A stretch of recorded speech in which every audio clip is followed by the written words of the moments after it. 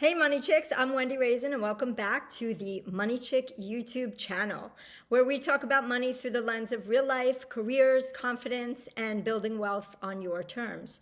Today, we're stepping into a very unexpected corner of entrepreneurship, the business of scent. My guest is Sarah Horowitz-Thran, founder and CEO of Sarah Horowitz Parfums.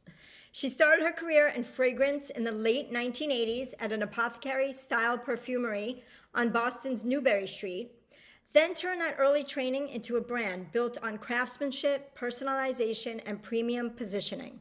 She also created her signature one-on-one fragrance journey experience and elevated custom process, and has expanded into private label and bespoke scent development, helping bring other brands' fragrance ideas to life while continuing to grow her own. Sarah, thank you so much for being here. It's seriously, it's an honor and a pleasure. And to get to see your face is it's fabulous. I'm so really thrilled that you asked. I feel the same. Sarah and I also happen to go way back, but I will get to that later. Sarah, you have a very interesting job title. And, I gave a little backstory in the intro, but really what I'd like to ask in the simplest terms is what it is you do and how you got started in this business. Excellent. First, thank you for the intro. I really appreciate that you did your homework in such an amazing way. And interestingly enough, it's actually grown since that introduction. So that's what I wanted to share with you. As you mentioned, I started in Boston. I went to college at Emerson in Boston, and I was killing time in between classes. So of course I went shopping on Newbury Street. And there was a store there called Essence that did custom fragrances, custom blending. And of course, it's like the late 80s and, new age, Enya's playing, there's crystals around, and they had all these gorgeous fragrance and essential oils. And I had never seen anything like it. But when I walked in, the gentleman that owned it said, "May I anoint you?" And I was like, "I don't know what that is, but yes, of course you can." And he said, well, we create custom fragrance and you're so unique. Shouldn't your fragrance be?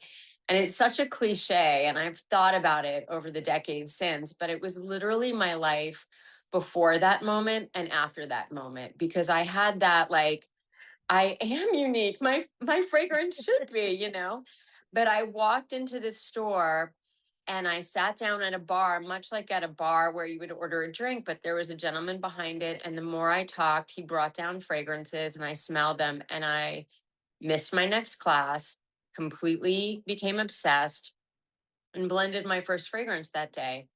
And I ended up spending a lot of time there. Anytime in between classes or on the weekends, and eventually he took pity on me and gave me a job and I worked there.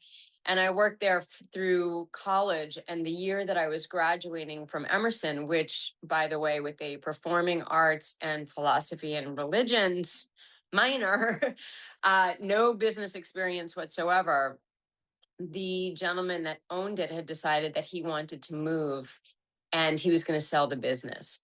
And I had fallen in love with it and developed my own technique, which you talked about, the fragrance journey. And there wasn't another high-end new age blending bar down the street I could get a job at. And another girl there and I decided we were going to pool our resources and buy the business from him. And I was 22 at the time. Wow. And at the time that I did that, it was more of a thought of like, this is how I keep doing the thing I love, not I'm an entrepreneur that's going to own their own business. And this is my career. I loved it. So I borrowed some money from my parents. I saved money because I was working there, and I had another job, college. And myself and another girl bought the business when we were 22. I ran it in Boston for 2 years with her. And that last year, which was 1992, was so bitter cold. I knew I always wanted to move to California. I knew it from when I was very young, like 8 or 9. I had done a family trip and we came to California and I thought, this is where I'm from in the future. Like, this is where I'm going to be. This is it. And I loved and I knew it. So I basically sold my part of the business to my then partner, took my oils, my formulas, and I moved to California in 1994. I founded my business then. Again, like by then I knew it's what I wanted to do, but I still didn't even know what the word entrepreneur was. Like I really didn't know there was a word for what I was doing. And I had previously, I I knew I was going to move 6 months before I did move. And on Newbury Street, it's a very well-traveled street. It's like Fifth Avenue of Boston, smaller. So I got a phone number, an LA phone number from Boston, and I made little business cards with that number. And so when people would come in from California, I would give them a card and with a mobile, like a voicemail, and I would start collecting their information so I can send them postcards. Yeah, which again, I didn't know a word for it or thinking about it, but I just started, I made great connections. I met incredible people. And so when I moved, I had a tight little list of LA based customers that I sent an email, not an email, a postcard. I made a postcard like I was there. And I had all of my oils packed up in like a Sears Robux toolbox, like a fishing tackle box. Yeah. And I said, I can come to you. I'll make house calls. I would do anything like to do custom fragrance. And that's how I started my business. I founded it in 1994 in the fall. I got a job in a store called, because I needed a baseline, to pay the bills, at a store called Fred Siegel, which I did not know Remember what. Fred Siegel? Again, like I had no idea coming here, but the timing of it in the early 90s, it was like the place to be. Everyone told me like, oh, you got to go to Fred Siegel. And I met the owner of the store the store was called Apothea, the fragrance store within Fred Siegel. And that was like right on Melrose and Crescent Heights, right in the heart of Hollywood. And I said, can I meet with the owner? I have my own business. It would be great for you to give me 300 square feet of your store. And to his credit, he met with me and he was like, what exactly are you going to do? And I was like, I'm going to do these in-depth 2-hour long sessions. I just need like half your store. And he's like, and what are you going to charge for this? And I was like, $125. And he was like, or you could work for me at $8.25 an hour and be my fragrance specialist, and we'll see how it goes. And I was like, okay, or that. Okay. I'll do that. But to his credit, like he let me, his name is Ron Robinson, and we'll talk about him later because he's still a mentor of mine. But this was 1994. He owned the store. He was super successful. He gave me this opportunity, and I became a student really, because I got a better education in niche fragrance and what could exist in niche fragrance working as an employee at that store than I could have at any college class, because I was from Long Island where I went to the mall to get my fragrance. I didn't know that there were these niche. I thought Calvin Klein, made his fragrance, or Lauder. Like I didn't think about where they came from. Yeah. And then I got exposed to these niche and artisan brands that were selling their perfume in small batches for like $400 a bottle. And I learned so much there. And, I had my card. So anyone that came in, I was like, oh, if you like this, I could do a custom for you. And I would hand out my cards, which he did fire me for once, but then he hired me back. There's a saying I love in business, and it goes, of course, it's kind of male related, but it's learn to shave on someone else's face. And that's pretty much what you were doing. And it's brilliant. You're learning on someone else's dime before you launch, before you go all in on your business and you can lose everything. So I think that was brilliant. And I remember Fred Siegel back when they had sneakers that were over $150, and at that time that was like insane. Now it's normal, but back then I was like, who's paying that for sneakers? But they were onto something. They knew what they were doing over there. It's so true. I mean, I couldn't believe it. I'm right where that store was on Melrose and Crescent Heights was like, you saw everybody. Like people were coming in there that it was just like, it opened my eyes to this world. And exactly the $150 pairs of jeans, like Seven of Humanity coming out. And I was like, Yes. what What is now? this? But the Right. real estate they had, the location was just amazing, and they could do it. Let me ask you a Mhm. question. What happened to your original partner that you started with in Boston? So she's still out there making fragrance. She's successful. She's amazing. We are still in touch. She has her own brand in Colorado. She's in Colorado now. Oh, Her I name is love Dawn Spencer Horowitz, and I she's love that. a creative, artist designing fragrances, and she's really doing very, very well. So it's interesting how this sort of percolated, this niche fragrance. When I came out here, no one was doing it. Now it's a much, much larger arena. Yeah. But at the time in the early 90s, it was very, very small, which Yeah. was You're, beneficial for me. yeah, you're a trailblazer. I've known you for a Thank you. gazillion years. Did you Mhm. always know you wanted your own company? I know you kind of accidentally fell into it so that you could continue doing what you love to do, but did you think you wanted to be your own boss, own your own company? No. I mean, I always thought I wanted to be my own boss, but I didn't know what that meant. But I don't know if you remember, but I went to the performing arts high school in Syosset half the Mhm. day. Mhm. So I used to, when I was in high school, I thought I would be an act, like that's what I thought. I was like, I loved performing, but I realized pretty soon like that wasn't really what I wanted to, like I love connecting with people. Mhm. But and I went to school for theater. Like that was my original. That's why I brought me to Emerson, but it wasn't where my heart lived as far as like for a business. Like once I found perfumery, it's something that I knew I connected with on a deeper level. Um, but and you had asked that, like when I was younger, I loved fragrance, but nothing. I also loved like texture. I Mhm. loved art, so there's stories that my mom would tell of like I'd walk into a store and smell it. And if I didn't like the way it smelled, I'd be like, no, I'm not gonna like anything here. Yeah, some But I some didn't people really, are more sensitive, like you have a sensitive nose. yeah, but I never thought about it until I looked back and realized it later. And I wouldn't describe you as a girly girl when you were younger, would you? No, I No. never really thought of myself as a girly No. girl. Not the totally other side of the spectrum either, but somewhere in the middle. Um, was there ever a time, it doesn't sound like it since you kind of told us your trajectory, but have you ever had, would you consider Fred Siegel a corporate job? No, No. So you no. never were like in corporate America. I never was. I mean, Nice. honestly, that job in 94 was the last job I had that I worked for anybody else, Wow. like as an employee, and I was there part time because when I wasn't there, I would be trucking my case down to like Venice and, Malibu and setting up my oils on corners and farmers markets and anywhere they let me to So build the what was the business. turning point? What was the tipping point where you could kind of leave Fred Siegel and your own thing really started to take off after you were planting all those seeds? So that was 1997.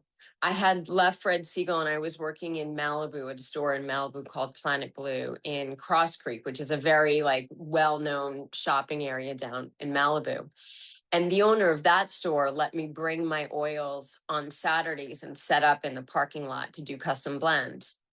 And that was a critical point for me because I engaged with all these people, like, Malibu. So everyone looks very laid back, but you just don't know who anyone is. Yeah.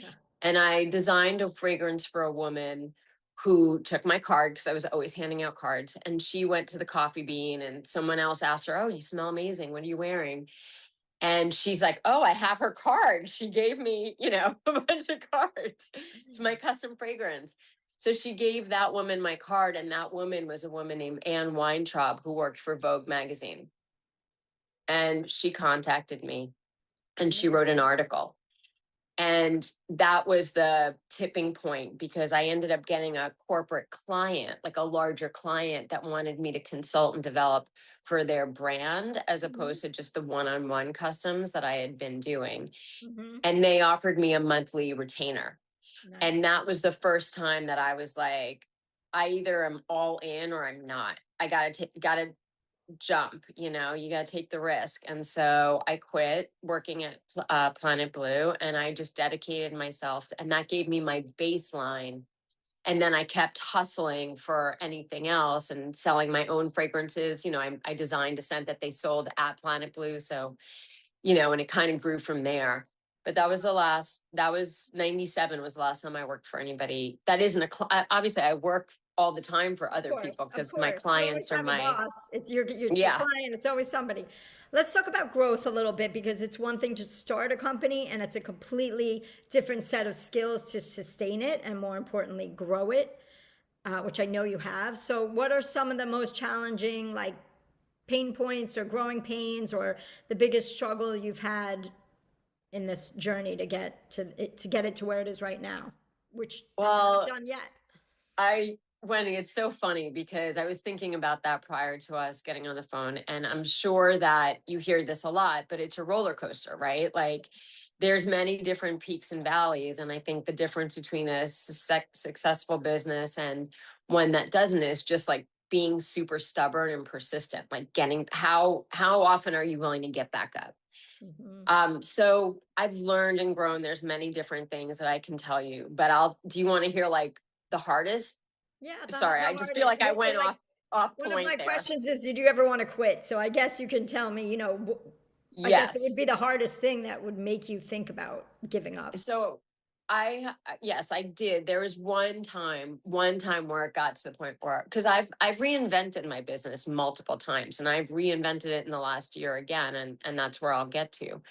But because I have no classical training, I've now since taken classes and apprenticed for other perfumers in the early 2000s. So I have an understanding, and I can, work in that way. Mhm. But essentially, I grew my business by, if someone said, "Can you do this?" My answer was always yes, and then figure it out later. So Mhm. it evolved into many different revenue streams. And that's been great because when the recession hit, in 2008, like my husband was like, I said, they'll take this business from my cold dead hands. Like I had built it to a point, and then it's like we lost half our retailers overnight in 2008. Like it was very challenging. And I had Mhm. to shrink down. We had one car per family. Like it was for our family, it was very intense. And I learned a lot during that. That was probably the lowest point financially because the country was going through a very low point financially, and it impacted us as a luxury good.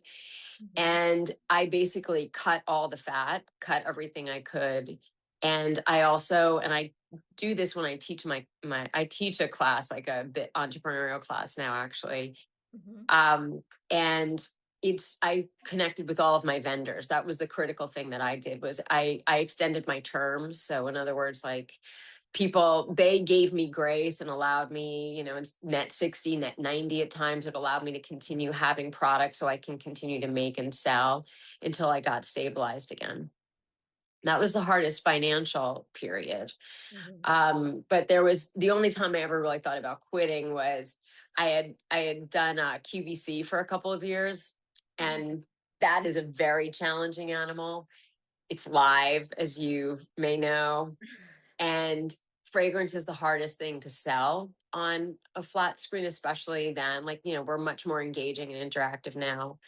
But I did QVC, and it was very successful. And then, like, we had a couple of shows where just glitches happened and the numbers went down. And they have it you can watch it. Like, they have these monitors, like you would Real see. time, you see what's Yeah, happening. with like the numbers, it looks like a heartbeat, and you're like, and I really thought that was going to be the thing that took us over to the next thing. I was, as an entrepreneur, you're always like, what's the thing that's going to break the ceiling? Like, where's the thing? And I've done I've done custom fragrance development for a brand. I have an event business. I have a lot of different things. And I thought QVC would be the breakthrough thing. Mhm. And it wasn't. It was very, very hard. Yeah. And when that ended, and that was my call, like they were willing to go a little bit longer. I was like, I had little kids. I was flying to Philadelphia. It was like, on at 3 o'clock in the morning. It was a whole thing. And when that ended, I had a real thought, like, if that's that's what I thought I was made for. And if that didn't work, what am I doing? Like maybe I should just go and like sell cars. Like I literally was like, I'm gonna go do something totally different. Uh-huh. And I had a great, I have a great support system, but I actually had a great lawyer that said to me, maybe you just need to take a break. Like you've never like not gone in the office for a period of time. Like maybe just walk away for a minute and take a breath. Take a beat. Yeah. And so I did. And I came back and I refocused on the things that I love. And it's grown in totally different ways since then. It's never the thing that you expect to take you to the next level that actually takes you to the next level, right? You can put your heart and soul into something and that's not the thing, but then it's something that you did on a whim without even, it just came naturally to you. So how long of a break did you take to rejuvenate and feel ready to So come? before say that, like I just want to tell you, when you just said that, I got the chills Really? because it's true. And I've not had someone say that, because what I'm doing now is not exactly what I set out to do, but it is fiscally the most successful thing I've ever done. And I did not anticipate it. So thank you for saying that. I appreciate that. Of course. Um, but then wait, what was, oh, I took a week and a half. Okay. Oh, I thought you were gonna say 6 No. months, a year. Oh, you're No, fast. I Okay. took a week and a half, and I still called into my office every day, but I didn't physically go. I let myself like go to the beach, like Yes. sleep in, like journal, things that I work a lot and I enjoy it. I'm not complaining, but I am, I'm very A type in that way. I've learned. And I always thought I was more of a creative, but it turns out like You can be both, right? I'm a lot of the other You can type be too. Yeah, both. very, very focused. Yeah. Are you a Gemini? No, Taurus, Gemini moon Oh, though. I'm a Gemini. Um, how many people do you employ? Currently, we have 30 employees on site. And then I've got about 12 employees they're like independent contractors for our Mhm, event business, because we mhm. have a custom events where they'll go to your wedding or your bat mitzvah or your corporate party. And we have them located. So that's more of like a gig opportunity. But we have some amazing trained junior perfumers that can go out into the world and create custom fragrances at events too. That's awesome. Making the world smell better. Exactly. I couldn't One have said it person better at a time. myself. Okay, Sarah, so when you were going through all these sort of turning points and the next level and the next level, did you ever have to raise capital? I never raised capital, but when I got started, my parents gave me 10 grand and I could not have done it without them. So, at a few different points in my career, I've had either my parents or my aunt and uncle like invested 10K here and or there, and I've paid it back, but I could not have done it without the family support. So, that's as far as capital, that's where that came from.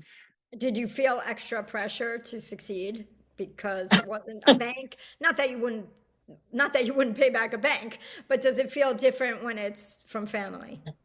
Absolutely. Yeah, Absolutely. yeah, I I can don't see like to that. owe anybody anything, in life. So certainly Yes, not money. yes. What is the best financial advice? It could be the worst too, that anyone's ever given you.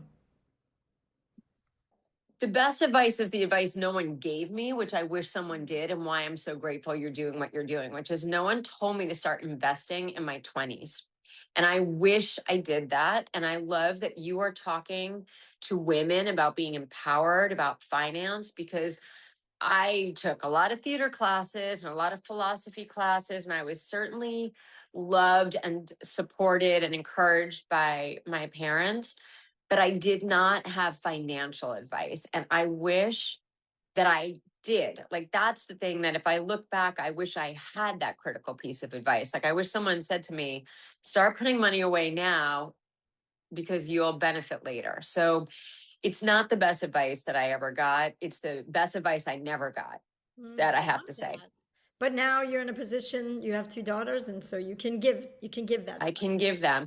Yeah. And then the other piece of advice that someone actually gave me, and we're still midstream, so I can't tell you for sure. Okay. But before I bought the business that right now my business is, sells my name, but I acquired another business, like I said. And I had been talking to a few different people as investors. I had people that were like, we'll give you money. We believe in you. We want to invest. We'll be partners. And I was entertaining it, taking meetings all the way down the line. And then I met with my friend, Rosie Johnson. Her name is Rosie Johnson. She has her own brand. It's fabulous. She's been a student of mine and an advisor and a friend and a mentor. And her brand is called By Rosie Jane. You can see it, find it online. Okay. And I met with her. We were having I was doing some consulting and right before this, and I told her what I was doing. And she said, what the fuck are you doing? You don't want to take some guy's money. Like, you have been your own boss for 30 years. There's no way you're going to partner with someone now. Like, you can do this yourself. I know you can do it yourself, and you know you can do it yourself. Don't take the money. And so I did. Like, I had saved I put all my own money into this business, and I took a line of credit from a bank to make it happen. And so that doesn't mean that I'll never take investment. It doesn't mean, because I'm now at a interesting fluctuation point as well. But she gave me critical advice at a time where I was really like having a moment of doubt. And I'm so glad I listened, because we're going into year 2 really strong. So it's good. Congrats. And that advice will have implications for years to come. It's not just right now. Like, that's amazing. My unofficial final question is, Sarah, what do you think 85-year-old Sarah Horowitz will wish you would have done more of now?